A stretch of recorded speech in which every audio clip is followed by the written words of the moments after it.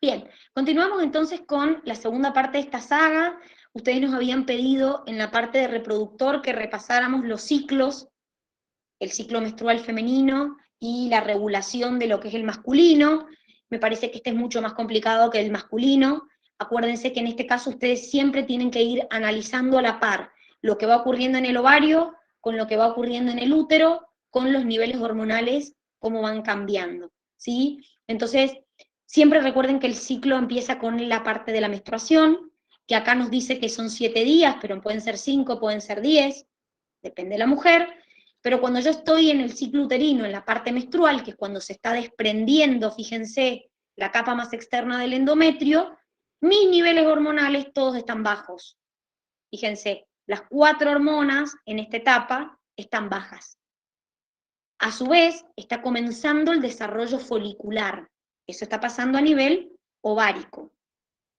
Inmediatamente que pasa la etapa menstrual, los niveles de estrógeno empiezan a aumentar. Esos niveles de estrógenos, acuérdense que el estrógeno tiene una particularidad, que es que dependiendo si se encuentra en altas concentraciones o en bajas concentraciones, es el tipo de retroalimentación que hace. Entonces, el estrógeno en alta concentración aumenta la hormona liberadora de gonadotrofina, me aumenta la FSH y la LH. En baja concentración el estrógeno hace todo lo contrario, inhibe la hormona liberadora de gonadotrofina, inhibe la FSH, inhibe la LH. Y otra cosa que me tengo que acordar es que progesterona alta en presencia de estrógeno son inhibitorias. Entonces me inhiben a la luteinizante, a la hormona liberadora de gonadotrofina y a la folículo estimulante. Sabiendo eso, yo puedo entender el ciclo. ¿Por qué? Porque cuando yo veo que empiezan a aumentar los niveles de estrógenos, estos niveles de estrógenos son los que contribuyen a que el endometrio comience a regenerarse otra vez y entonces entre en una fase proliferativa. A su vez, a medida que los niveles de estrógenos aumentan, estimulo la liberación de luteinizante y folículo estimulante. Entonces la folículo estimulante es la que participa en el desarrollo folicular. Folículo primordial, folículo en crecimiento, etc. Una vez que se produzca el pico del estrógeno, o uno de los picos del estrógeno, esto me estimula que se produzca un pico de luteinizante y de folículo estimulante. Acá claramente veo una retroalimentación positiva. Entonces, la luteinizante es la que estimula a que se produzca la ovulación, que es la liberación del folículo secundario, del ovocito secundario, perdón. Siempre recuerden que el pico de la luteinizante es mucho más alto que el pico de la folículo estimulante. Si bien acá también hay un pico de folículo estimulante, quien hace el mayor pico es la luteinizante, que es quien verdaderamente me estimula la ovulación. Una vez que pasa ese pico, fíjense que los niveles de estrógeno acá empiezan a caer, los niveles de luteinizante y folículo estimulante también, pero empieza una nueva fase ovárica, que es donde yo ya tengo el cuerpo lúteo. Es decir, todo lo que no se fue con el ovocito secundario queda y me forma el famoso cuerpo lúteo. Entonces acá, mi principal fuente hormonal es el cuerpo lúteo, que secreta estrógenos, por eso los estrógenos vuelven a aumentar, progesterona, por eso la progesterona tiene su pico, y acuérdense que en el ovario, en el útero, perdón, estamos en una fase de tipo secretora. Es decir, que si yo les preguntara, supongamos que acá hay un embrión que se formó, bueno, el útero se encuentra en esta fase cuando el embrión se va a implantar. Pero supongamos que no hubo embrión. Entonces, ¿qué pasa? El cuerpo lúteo sigue produciendo estrógeno y progesterona en niveles altos. Entonces, yo les dije que cuando ambos niveles se encuentran altos, hay una inhibición de la hormona liberadora de gonadotrofina y por lo tanto de la luteinizante y de la folículo estimulante. Entonces, todo este ciclo vuelve a iniciarse. Entonces, ustedes siempre tengan en cuenta que esto es una relación estrecha. Es decir, estos cambios hormonales me están afectando esto y me están afectando esto. Dani, yo no termino, esperen que no alcance a leer, yo no termino de entender por qué una mujer puede quedar embarazada en la menstruación. No, lo que contó la Gise, que me imagino que va por eso, es porque hay mujeres, muy pocas, que pueden quedar embarazadas porque el ovocito se liberó, el ovocito secundario, y obviamente tiene un desequilibrio hormonal, entonces se produjo la menstruación, pero el ovocito puede todavía ser fecundado. Eso pasa muy poco, Belu, son casos de 1 en 1.000.000, pero puede pasar. Acordate que vos acá liberaste el ovocito, entonces si la mujer tiene desequilibrios hormonales, por ahí acá empieza su menstruación, pero el ovocito todavía está vivo, diríamos, para ser fecundado. Entonces puede quedar embarazada, pero no es lo normal. O sea, no es que en todas las mujeres pasa. Bien, entonces, acuérdense, esperen que hay alguien con el micrófono prendido. Bien, entonces, acuérdense que este ciclo, creo que ahora no sé si les han preguntado algo, pero no lo vi, no he revisado el examen todavía, pero si no se los han preguntado, es susceptible a ser preguntado. Eso ¿Sí? sí, va, en realidad no nos tomaron eso como tal, pero sino la progesterona del embrión. O sea, hasta qué tiempo lo hace el cuerpo lúteo, qué tiempo lo hace el embrión y eso. Muy Pero bien, sí, está el perfecto, examen. perfecto, bien, pero no era puntual de ciclo menstrual. Es decir, Claro, no. Era del bueno, embrión. entonces puede ser que ahora haya algo de esto, que haya algo de ciclo menstrual. Por otro lado, tenemos la regulación en el varón. Acuérdense que en el varón es más simple. La hormona liberadora de gonadotrofina del hipotálamo estimula luteinizante y folículo estimulante. La luteinizante es la que va a estimular a las células de Leydig a que produzcan la testosterona.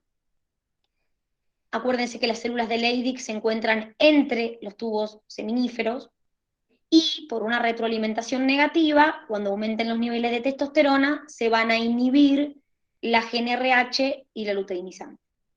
En cambio, en la folículo estimulante, cuando se libera, no actúa sobre las de Leydig, sino sobre las de Sertoli, que son las que se encargaban de nutrir a los espermatozoides. Entonces, indirectamente, si estoy nutriendo al espermatozoide, estoy contribuyendo al desarrollo de ese espermatozoide. A su vez, el testículo, puntualmente las células de Sertoli, que están dentro del tubo seminífero, van a secretar inhibina, que justamente lo que hace, como su nombre me lo dice, es inhibir a la hipófisis para que no secrete más folículo estimulante. Esta es mucho más simple que la que ocurre. Claro, exactamente, porque en nosotros todo es más complicado. Ahí, es así, es la ley de la vida. Bien, ¿alguna duda de reproductor antes de pasar a genética? ¿No? No, nada. Bien, No, de mi parte no. perfecto. Pasamos rápidamente a genética, claramente no vamos a hacer cruzas porque han tenido 55.000 problemas de genética, pero creo, es más, los problemas de ahora, había uno que era de cruza, pero había otro que era de razonamiento, o sea, ni siquiera era de cruza, era razonar lo que pasaba, no tenían que hacer cruza ni nada. Eso me lo dijeron las chicas, no lo he leído todavía, no lo he alcanzado a Era de leer. la sangre, Dani. Claro, pero no tenían que hacer cruza. No. Sí, Directamente había tenían uno de que, sangre y otro que había que hacer cruza. sí, Había que uno. era uno del color de los ojos y que no tenían ojos. Claro, ese. Bien, perfecto, sí, sí. Bueno, cosas que pidieron de genética, hipótesis de Lyon o hipótesis de Lyon. Acuérdense que en este caso lo que ocurría era que, según esta hipótesis, en las hembras de los mamíferos, como tenemos 2 cromosomas X, uno de los cromosomas X de cada célula se inactiva. Ese cromosoma que se inactiva, cuando yo lo miro, aparece como una mancha que se llama corpúsculo de Barr.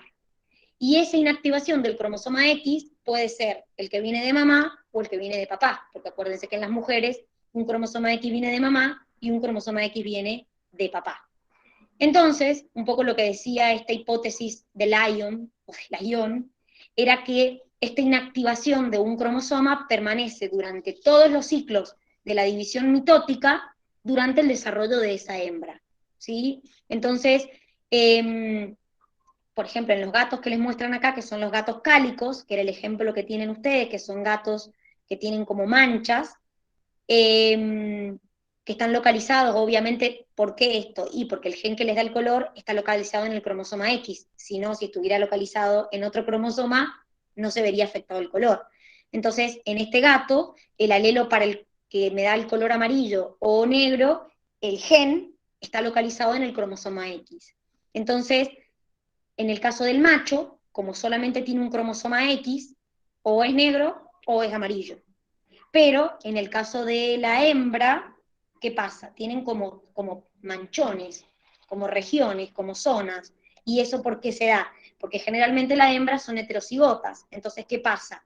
Que es un poco la imagen que tenemos acá en el cuadernillo.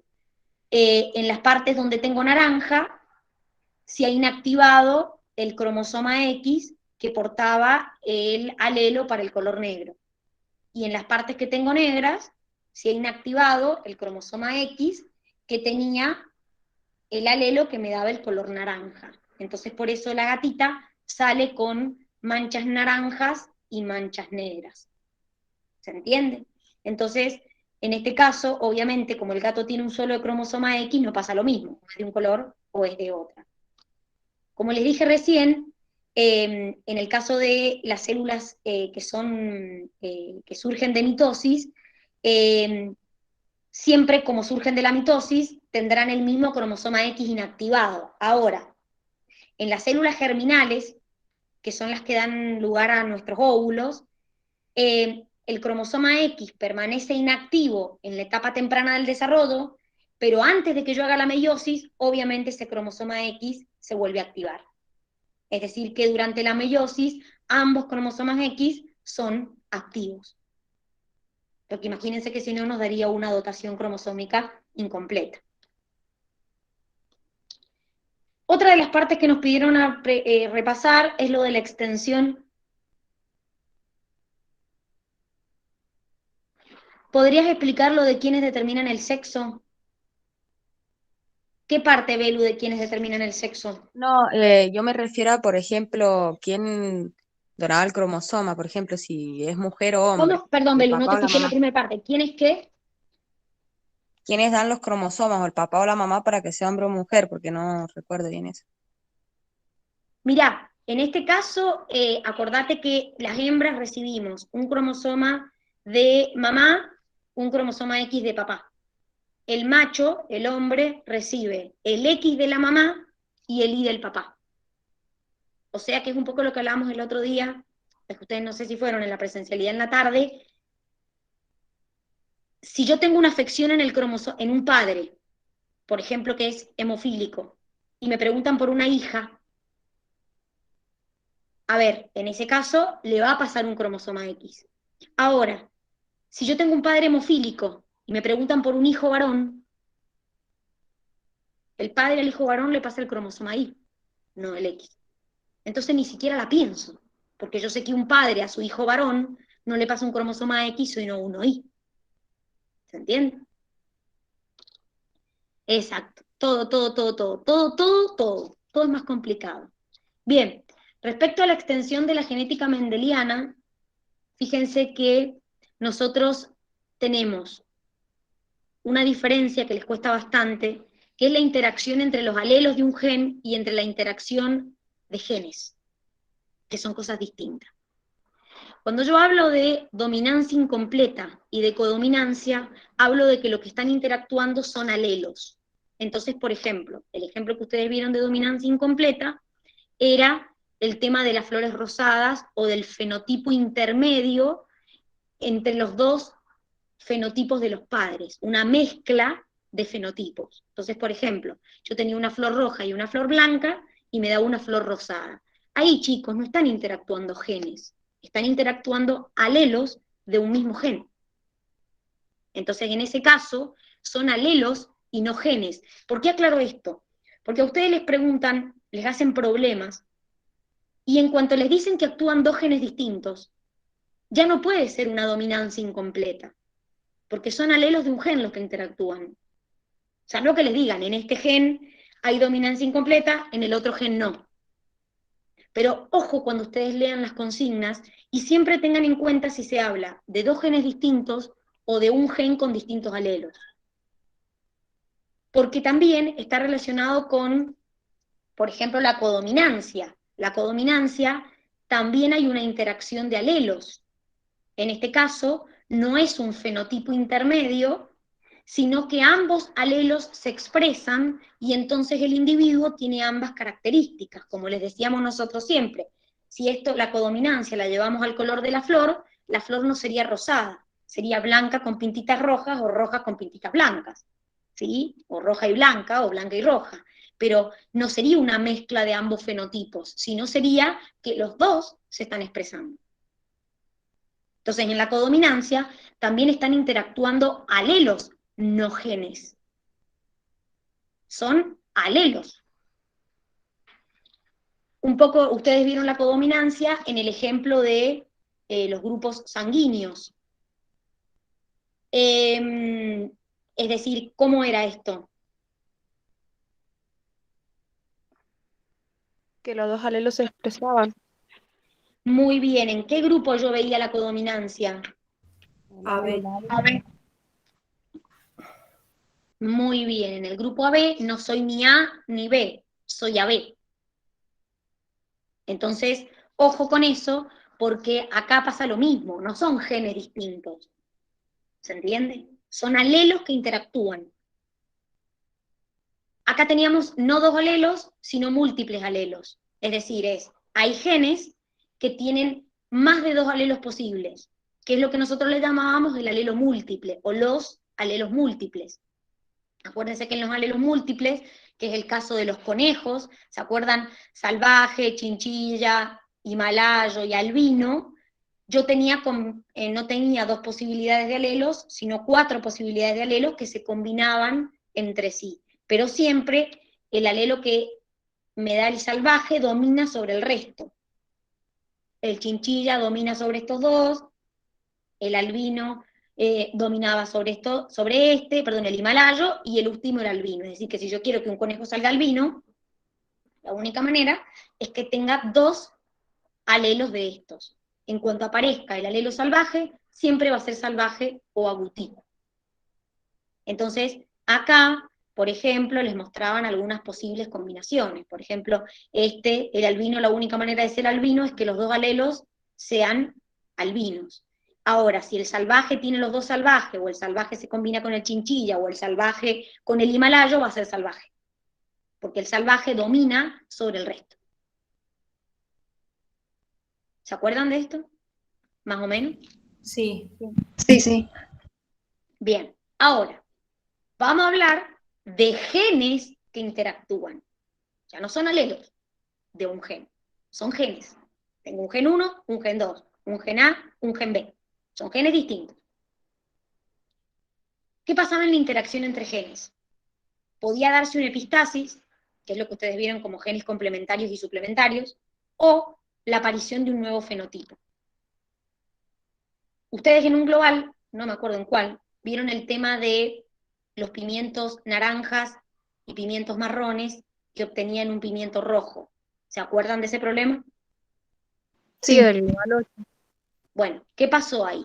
Ahí lo que pasó es que habían 2 genes distintos, porque de hecho el problema decía, hay un gen me da color marrón, otro gen distinto me da color naranja. ¿Por qué sale un pimiento rojo? Desde el momento en que me dicen que son genes distintos, chicos, y que hay algo, ya no puedo decir que es una dominancia incompleta o una codominancia, porque son genes distintos. Entonces, en cuanto a mí me planteen que son 2 genes, yo ya tengo que pensar en qué es la aparición de un nuevo fenotipo, o un gen complementario, o genes suplementarios. Por ejemplo, ustedes vieron lo de las crestas de las gallinas, se los aplicaron esto a pimientos, porque el de los pimientos era la aparición de un nuevo fenotipo, donde yo tenía un gen que me daba la cresta roseta, un gen que me daba la cresta guisante, y cuando al menos un alelo dominante de cada gen aparecía un nuevo fenotipo, que es la cresta nuez. Pero son 2 genes interactuando entre sí. 2 genes o más, ¿sí? Entonces, en este caso aparece un fenotipo completamente nuevo. Esto me da un gen, esto me da otro gen. Cuando ambos se encontraban con al menos un dominante, aparecía una característica totalmente nueva, que es el gen, o la característica de la cresta nuez. Esto mismo pasaba en los pimientos.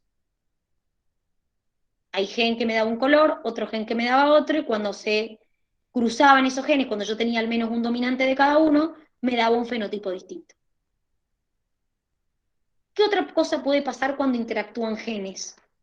Bueno, acá estaba la cruza de la roseta y el guisante. Pero, ¿qué puede pasar? Que se produjera lo que llamamos la epistasis. Y dentro de la epistasis teníamos los genes complementarios y los genes suplementarios. ¿Qué pasaba con esto de los genes complementarios y suplementarios? En los genes complementarios hay dos genes y hay un gen y el otro donde los dos tienen relación entre sí. No hay un gen independiente y el otro dependiente, sino que los dos genes, uno enmascara al otro y el otro enmascara al primero. Entonces, en este caso, cuando yo tengo genes complementarios, yo necesitaba al menos un dominante de cada gen para que se diera una característica en particular. Por ejemplo, que la flor fuera púrpura. Porque ni A ni B es independiente, sino que A depende de B y B depende de A. Pero siguen siendo dos genes. Gen A, gen B. ¿Qué pasa? Por ejemplo, si yo tengo un dominante al menos de cada gen, se daba la característica púrpura. Ahora, si yo tengo dominante de un gen y no del otro, o dominante de un gen y no del otro, la flor era blanca. Esto mismo pasa con la sordomudez congénita, que es un ejemplo que ustedes tenían y le sacaron. Para la sordomudez congénita, lo que ocurre es lo siguiente. En la sordomudez congénita, yo necesito la presencia de los dos genes para ser una persona normal, es decir, no ser sordomuda.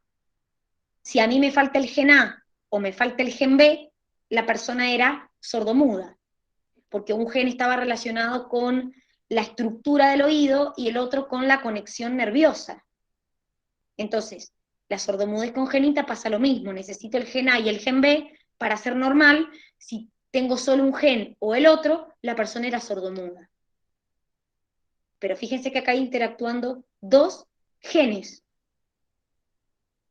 El ejemplo que les pusieron a ustedes de los ojos de las moscas, ¿qué tipo de genes eran? Era lo mismo, chicos, que el cobayo. ¿Qué tipo de genes eran, muchachos?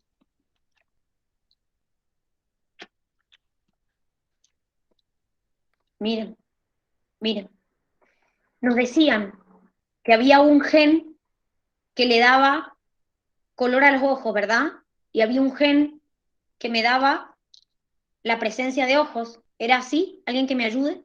Sí, Porque yo no así, El dominante no tenía ojos. Bueno, yo les hago una pregunta y vamos a la lógica, al razonamiento. Si yo tengo un gen que le da color a los ojos y un gen que me da la presencia de ojos, ¿cómo es la relación? ¿A qué le voy a dar color si no tengo ojos? O sea, que ¿qué gen es independiente y quién depende del otro? El color depende de las del ojo, ¿no? El color depende de que yo tenga ojos, porque si yo tengo el gen del color pero no tengo ojos, ¿a qué carazo le voy a dar color si no tengo ojos? Entonces, lo que ustedes tenían en ese problema eran genes suplementarios. Porque si yo no tengo ojos, ¿a qué le doy color? Entonces, el gen de la presencia de ojos es el gen A, que es el gen independiente, y B, que es el color de ojos, depende de A.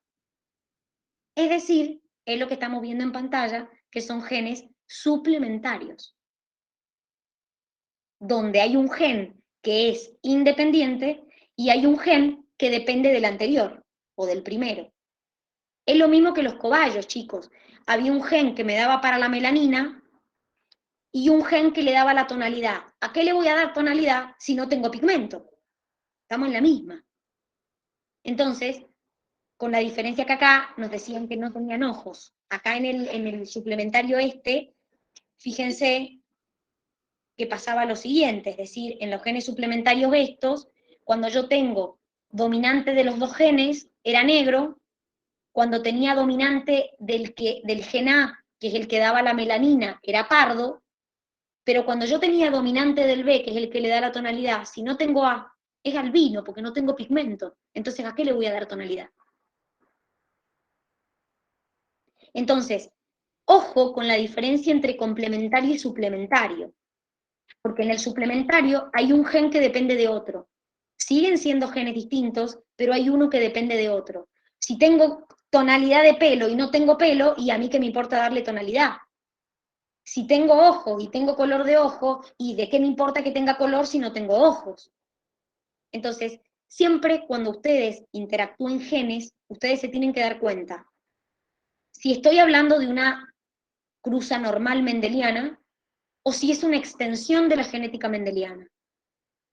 Porque en esa extensión, cuando interactúan dos genes, pueden interactuar y formar un fenotipo nuevo, que es lo de las gallinas, o lo del pimiento, o pueden interactuar de manera complementaria o suplementaria. Pero siguen siendo genes distintos. Son dos genes. ¿Se ha entendido? Sí. ¿Alguien no lo entendió? Dani, lo que yo todavía no me aprendo bien, o sea, no lo entiendo, es como, o sea, me acuerdo que, por ejemplo, si dice acá que es A dominante y B dominante, pues Sí. dice A recesivo y B recesivo y A recesivo, así como una distributiva. Ah, vos decís cómo armar el cuadro de Panet. Ah, ujú. Claro, porque cuando vos tenés una cruza, por ejemplo, que quieras cruzar, no sé, dos de estos genotipos, vos lo primero que tenías que hacer para poder armar el Panet era hacer la famosa distributiva. Esta con esta, esta con esta con esta, miren. Acá, por ejemplo, de hecho, les hacían cruzar dos heterocigotas en el examen, ¿puede ser? Sí. Bien. Bueno, ¿qué tendría que haber hecho yo? Sacar las gametas primero. Este, con este, con este, con este, con este. Haces una distributiva. Entonces, por ejemplo, fíjate que acá las cuatro gametas te quedan igual porque los dos padres eran heterocigotas para ambas características, Lu. Entonces, por ejemplo, haces A mayúscula con B mayúscula, A mayúscula con B minúscula, A minúscula con B mayúscula, A minúscula con B minúscula.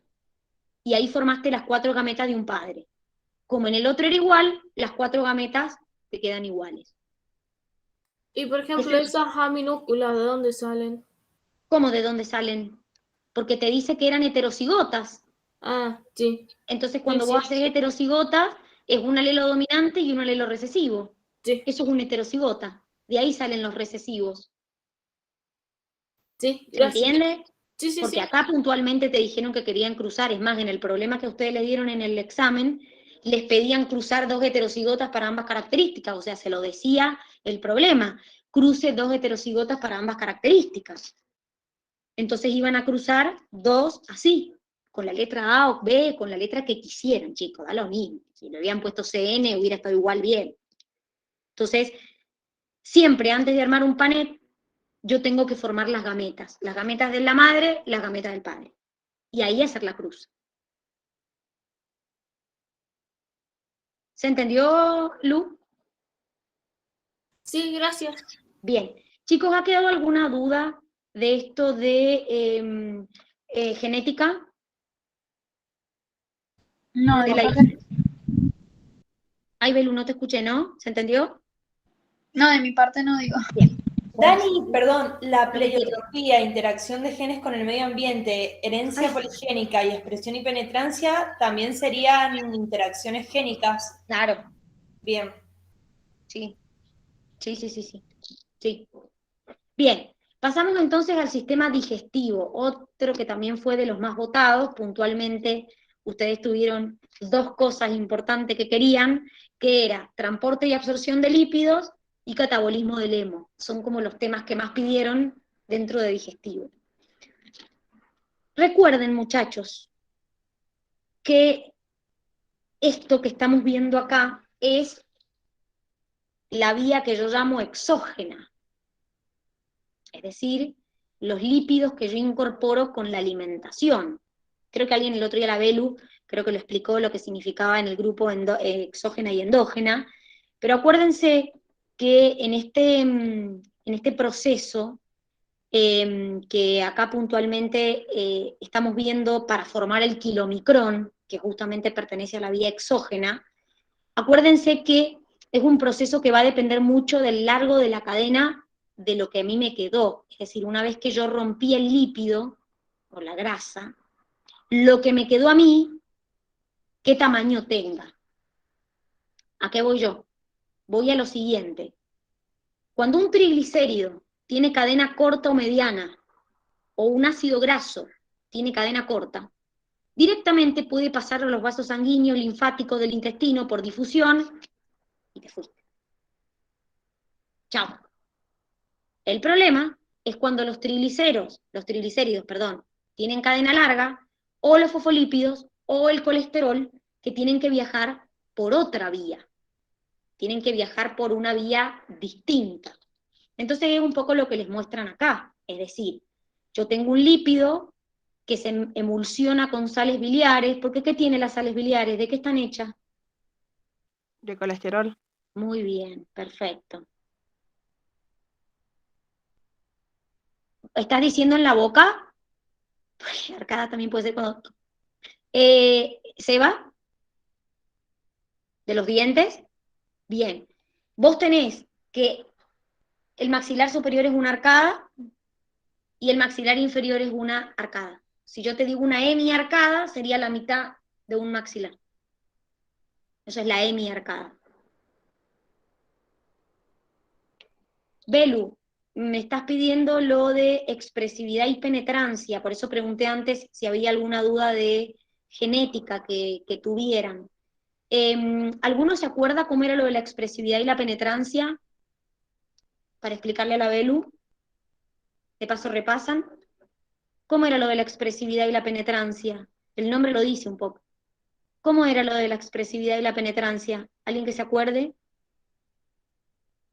Vamos, muchacho, ¿cómo era?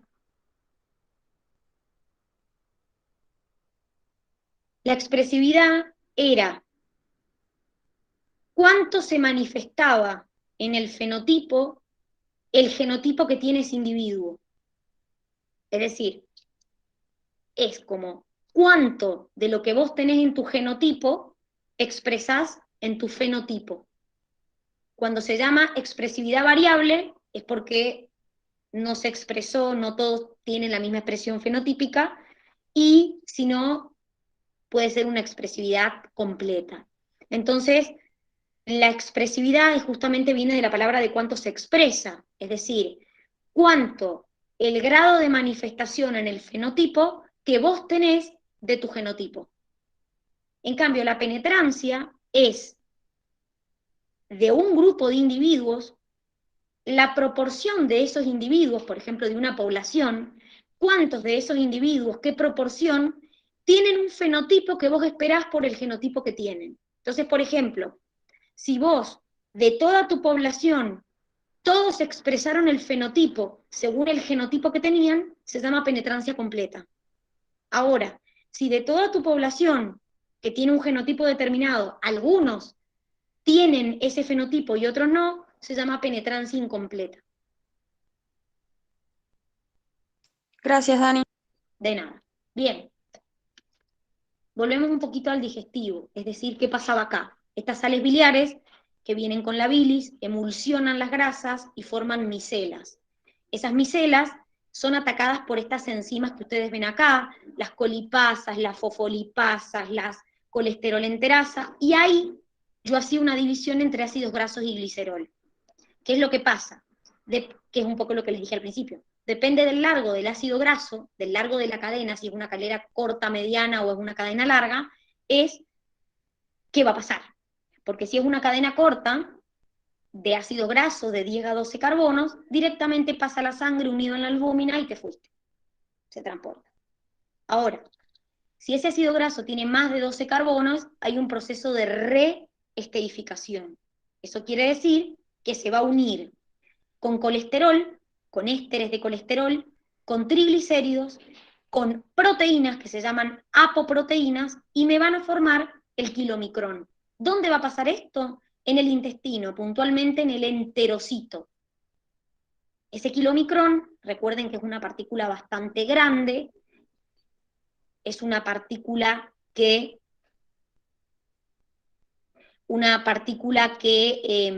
como ustedes saben, para yo poder transportarla a ese kilomicrón, lo que voy a tener que hacer es, primero lo que pasaba con ese kilomicrón es, ¿pasa a dónde? ¿Pasa directamente a la sangre? No, al vaso linfático. Muy bien, pasa al vaso linfático. ¿Y en el vaso linfático qué pasa? Creo que pasa a la sangre y ahí, bueno, empieza la vía exógena. Muy bien, es decir, pasan al capilar linfático. De los capilares linfáticos pasan al torrente sanguíneo. ¿Y qué es lo que ocurre? Miren, ese kilomicrón, antes que sigamos, acuérdense que tenía una estructura que es, dentro tengo triglicéridos y ácidos grasos, tengo colesterol esterificado, alrededor está rodeado por colesterol que le llamo libre, y todos estos son fosfolípidos, y estos son apoproteínas. ¿Este kilomicrón es soluble en agua? Creo que sí, con las apoproteínas. Sí, es decir, se vuelve soluble gracias a esa unión con las apoproteínas. Entonces, este kilomicrón que yo formé de la alimentación, porque claramente es de lo que me morfé, va a ser transportado desde el intestino delgado hacia mi hígado, que es donde yo lo voy a degradar. Entonces, ese kilomicrón, como dijimos recién, va a pasar primero al capilar linfático, después a la sangre, y en la sangre se va a encontrar con una enzima que se llama lipoproteína lipasa. Dai, ¿qué me ibas a preguntar? Una consulta, ¿los kilomicrones cómo ingresan a la célula? O sea, porque el colesterol es por difusión, pero los kilomicrones son muy grandes. Entonces, es una... Mediada por receptores. Exacto. Ah, bien. Entonces, ¿qué pasa con ese kilomicrón? Pasa al sistema linfático, posteriormente al sanguíneo.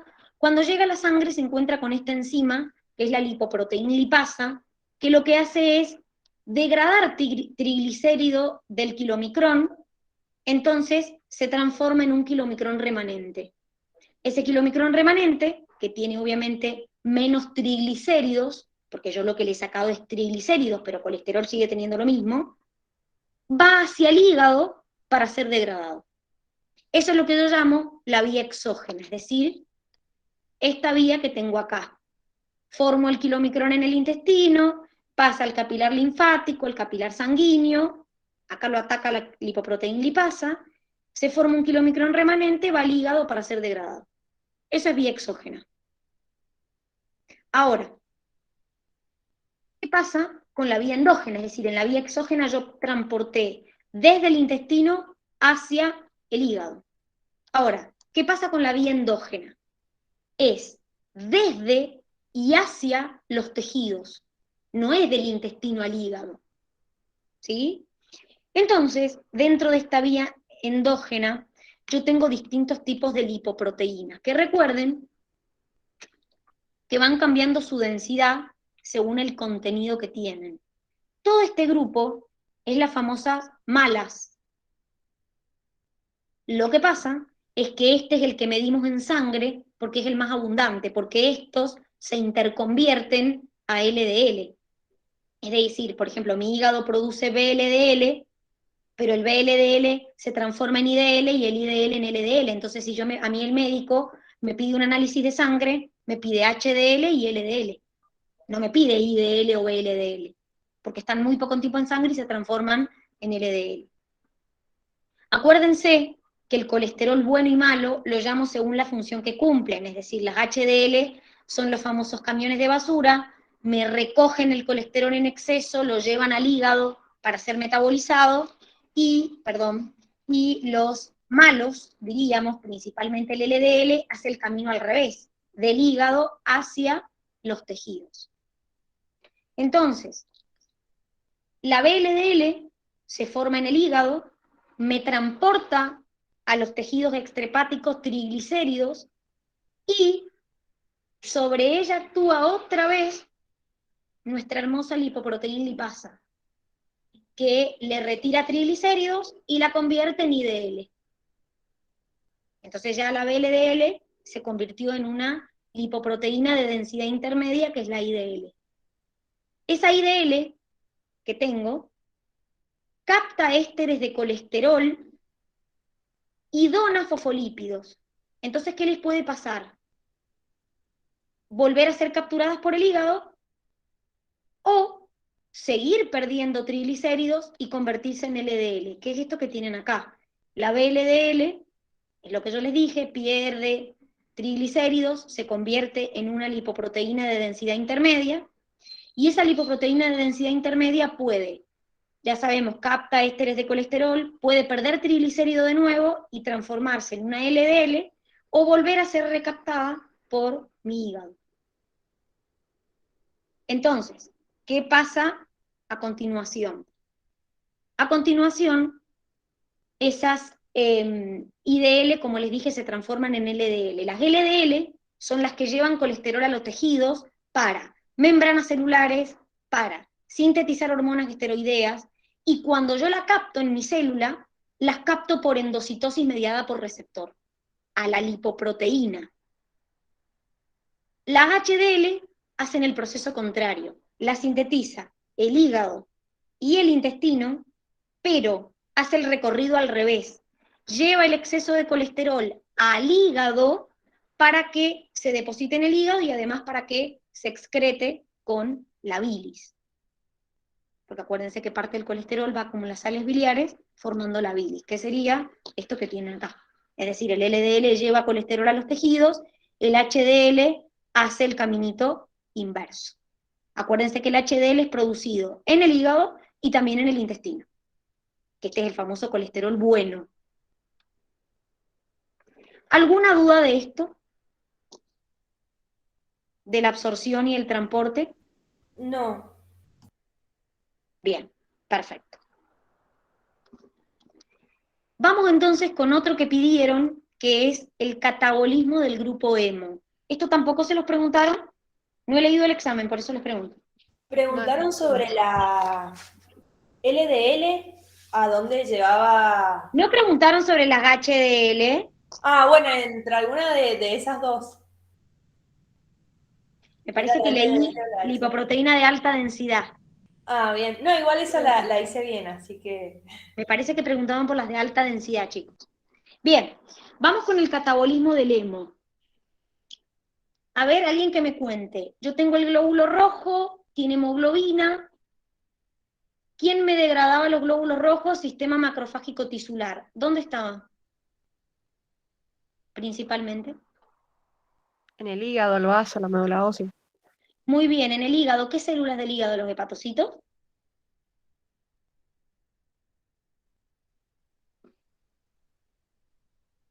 ¿Qué células del hígado? Porque un hepatocito me rompe eso. ¿Me rompe la molécula? Las No, células chicos. De Las Kupfer. células de Kupfer.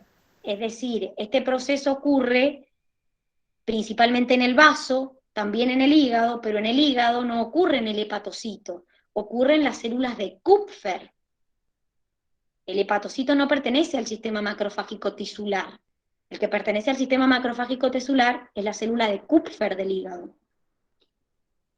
Entonces, ¿qué es lo que ocurre en este proceso? Una vez que degrado la globina y el grupo hemo, la globina es la porción proteica, entonces la uso para otra cosa, y al grupo hemo, ¿qué le pasa? ¿Quién Se atacaba? transforma en biliverdina por la hemoxigenasa. En biliverdina, ¿y qué más? ¿Qué más se Dióxido de producía? carbono, Y hierro. Muy bien, ¿y ese hierro qué le podía pasar? Y podía ser reutilizado o se podía ir a almacenar a través de la transferrina. La transferrina lo transportaba hacia la médula ósea para formar nuevos glóbulos rojos, o podía almacenarse como ferritina en el hígado. ¿Qué pasaba con esta biliverdina? Había una enzima que se llamaba bilirrubina reductasa, que la convertía en bilirrubina no conjugada o indirecta. Esa bilirrubina no conjugada o indirecta es insoluble. Entonces, se une a la albúmina y así se transporta en sangre, porque es insoluble. ¿Quién la captaba? El hepatocito. Y puntualmente, ¿a dónde dirigía esa bilirrubina no conjugada o indirecta? Al retículo endoplasmático liso. ¿Por qué al REL? Porque el REL no era el que sintetizaba los lípidos para las hormonas, para las glándulas de las hormonas. ¿Pero por qué en el REL combina la bilirrubina no conjugada con ácido glucurónico para formar bilirrubina conjugada o directa? ¿Por qué esto pasa en el REL, chicos? Porque hacía desintoxicación. Y me convertía las sustancias en qué. ¿Está bien, Cande, lo que estás diciendo? De hidrófobas a hidrosolubles. Exactamente, y eso es lo que pasa. Esta bilirrubina se convierte en soluble, era insoluble y se convierte en soluble. Por eso pasa en el REL. Por eso no lo lleva a la mitocondria o al peroxisoma, lo lleva al REL, porque justamente convierte la bilirrubina indirecta o no conjugada con ácido glucurónico, la une y forma la conjugada o directa, que es soluble. Entonces, como les dije, esta bilirrubina se excretaba con la bilis se volcaba en el duodeno, y ahí ¿qué pasaba? Una vez que se volcaba en el duodeno, ¿qué ocurría con esa bilirrubina conjugada o directa? Se oxidaba. Por acción de las bacterias. ¿Pero dónde? ¿En el duodeno? En el colon.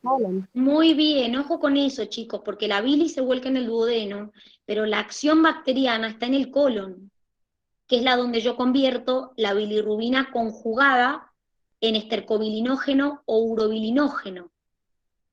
Ahí sí, por acción bacteriana. Muy bien. ¿Y qué pasa con ese estercobilinógeno o urobilinógeno que tengo ahí? ¿Qué ocurre?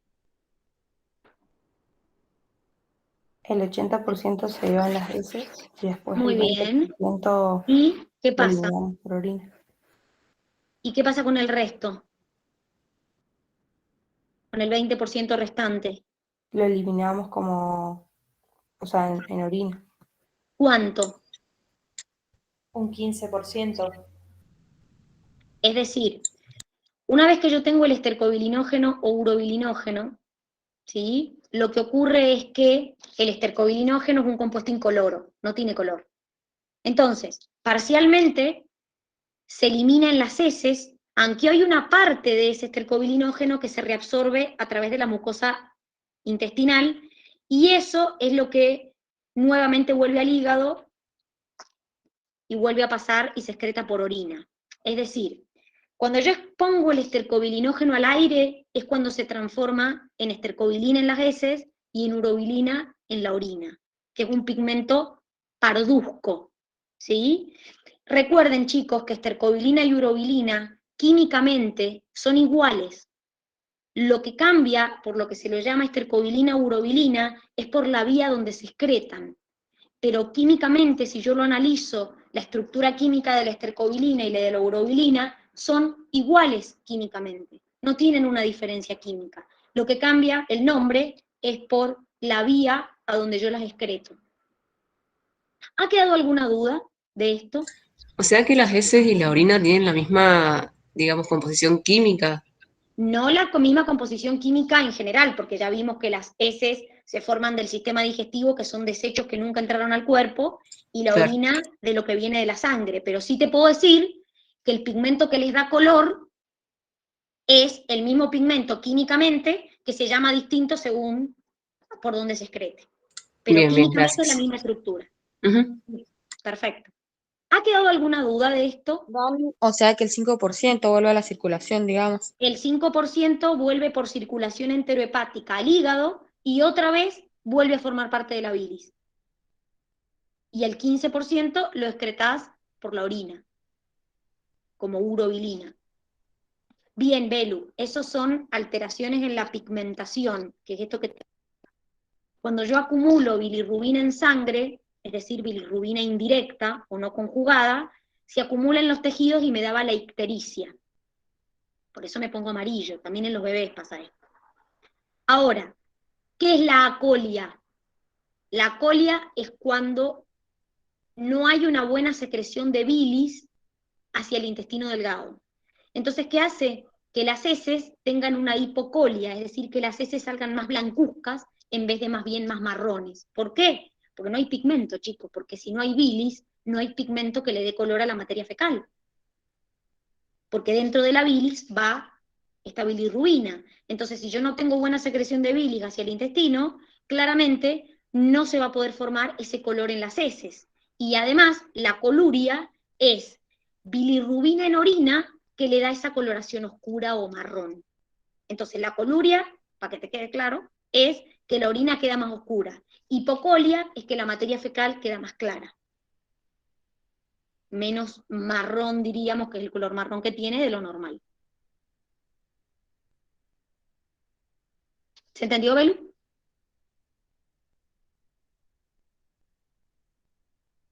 Bien. ¿Alguna duda más que me quieran preguntar de digestivo? Yo no. Bien. Entonces,